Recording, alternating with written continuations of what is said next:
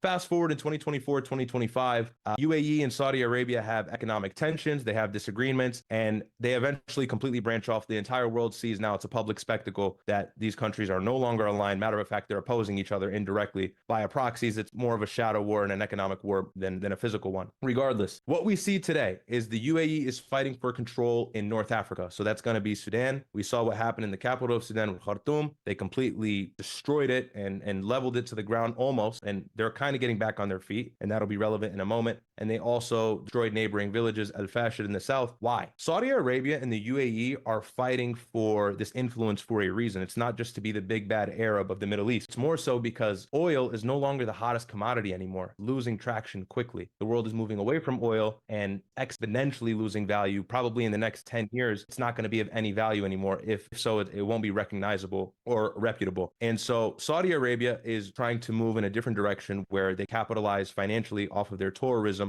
as well as their regional influence. The UAE, same thing. Here's the caveat. UAE's ahead of them significantly. Yep, but here's the caveat with Saudi Arabia. They're still the custodians of the two holy mosques, and although that doesn't bring in a lot of money, it still brings in enough to keep them afloat, as well as give them respect from the entire region. Those two mosques are respected by the entire Muslim world, Sunni or Shia. So Saudi Arabia has that guarantor of security regardless, whereas the UAE doesn't. So the UAE has been a lot more extreme in their proxy war, being in Sudan, and now they're getting involved in Libya. That's why it's pretty obvious that they were supporting a leader in Libya who was.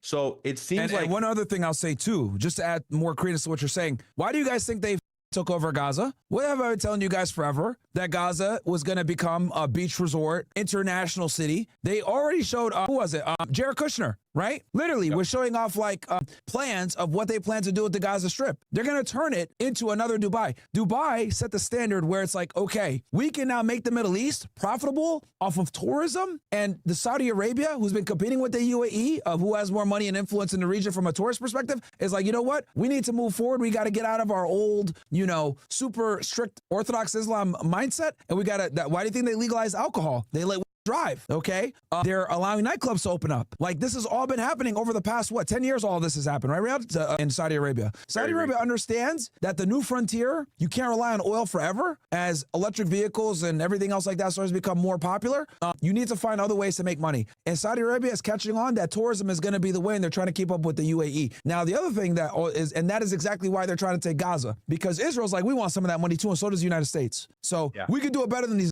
We don't have religious restrictions on us. We can absolutely take the market from these guys. So go ahead, keep going, bro. I just had to add that in there with Gaza as well. That's the new frontier in the Middle East, guys. Is going to be tourism, gambling, booze, and like a Las Vegas type effect in the Middle East. That's what they're trying to get to. If you enjoy my videos, don't forget to like and subscribe.